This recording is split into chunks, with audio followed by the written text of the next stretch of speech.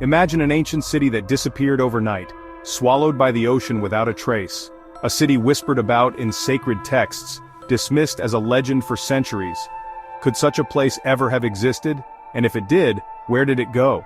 In the heart of the Arabian Sea, explorers stumbled upon something astonishing. Submerged ruins that seemed to echo the descriptions of Dwarka, the mythical kingdom of Lord Krishna. Was this the city lost to time or merely a coincidence? What secrets lie hidden beneath the waves? What forces could have caused an entire city to vanish so completely? Join us as we dive into the mystery of Dwarka, a tale of divine intervention, devastating curses, and a discovery that could rewrite the very history we thought we knew. Are you ready to uncover the truth?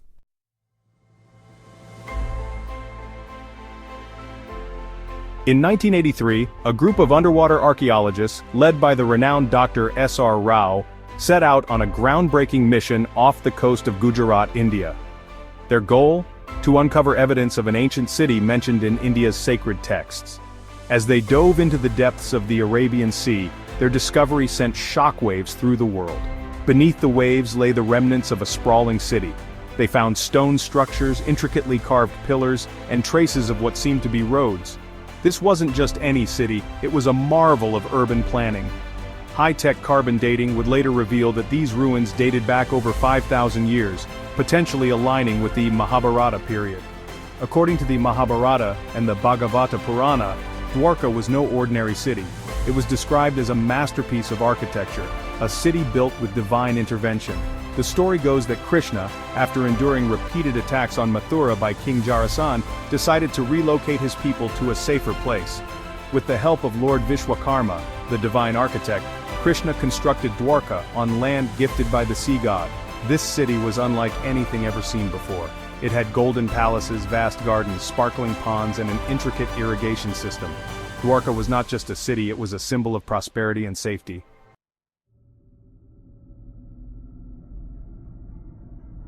Dwarka's glory came with a shadow of sorrow, a tragedy that began to unfold after the Mahabharata War. The magnificent city's fate was sealed by two devastating curses. The first curse came from Queen Gandhari, heartbroken over the loss of her 100 sons in the war.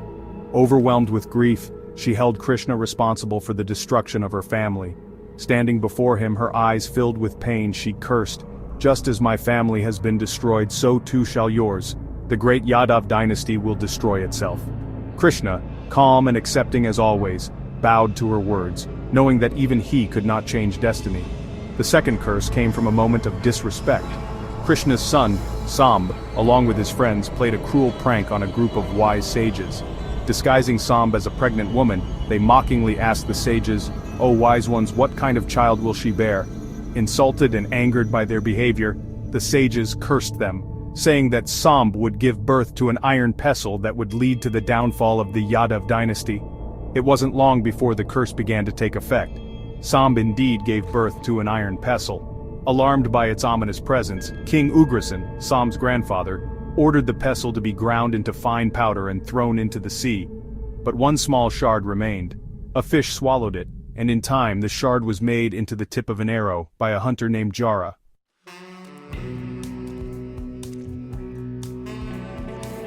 As years passed, the once noble Yadavs fell into moral decay. Their pride and indulgence consumed them, and unity among the clan began to crumble. One day, during a drunken gathering, a small argument broke out. Fueled by alcohol and arrogance, it turned into a violent fight. Weapons were drawn, and the mighty Yadav clan turned against one another. Brothers fought brothers, and in a single day, the Yadav dynasty destroyed itself. Gandhari's curse had come true. Krishna, devastated by the destruction of his people, retreated to a quiet forest. He sat under the shade of a sacred peepal tree, meditating on the loss of his clan and the unfolding of destiny. Even in this moment of reflection, fate had one final role to play. In the same forest, the hunter Jara wandered, bow in hand. From a distance, he spotted what looked like the hoof of a deer peeking through the leaves. Unaware that it was Krishna's foot, he aimed his arrow and released it. The iron-tipped arrow struck Krishna, piercing his body and fulfilling the prophecy. Realizing what he had done, Jara fell to his knees, begging for forgiveness. But Krishna, with a calm smile, forgave him, for he knew the circle of fate was now complete.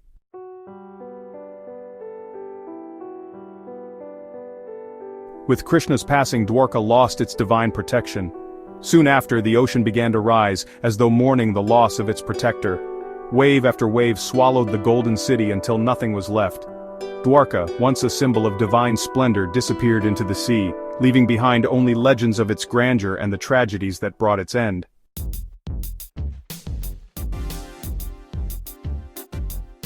For centuries, Dwarka was thought to be nothing more than a myth. But in the 20th century, archaeologists began to challenge this narrative. In the 1930s, initial excavations near Beit Dwarka uncovered ancient artifacts. Then, between 1983 and 1990, Dr. S.R. Rao and his team made groundbreaking discoveries beneath the sea. They uncovered submerged stone walls, pillar bases, and even what appeared to be the remnants of a harbor. These findings matched descriptions of Dwarka in the Mahabharata. Carbon dating confirmed that these ruins were over 5,000 years old, dating back to the Dwapara Yuga. Perhaps the most striking discovery was the measurement of the submerged city. The area matched the 12 yojanas mentioned in ancient texts, further solidifying the connection to Krishna's Dwarka.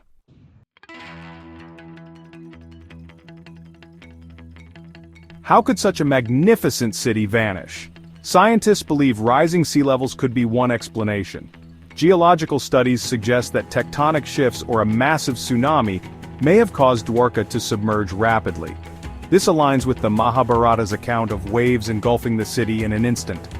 Modern research shows that sea levels in the region have risen significantly over millennia. These findings give credibility to the theory that Dwarka was once a thriving city above water. Today, Dwarka is divided into two parts, the modern city of Dwarka and Beit Dwarka, an island believed to be part of the ancient city. Thousands of devotees visit these sites every year to honor Krishna and the rich cultural heritage of the region. Meanwhile, excavations continue, with the Archaeological Survey of India uncovering new evidence that keeps the story of Dwarka alive. Each discovery brings us closer to understanding the mysteries of this legendary city. So, was Dwarka real? The evidence uncovered so far suggests that this legendary city wasn't just a story but a historical reality. The ruins beneath the Arabian Sea tell a tale of a thriving civilization, a divine city lost to time.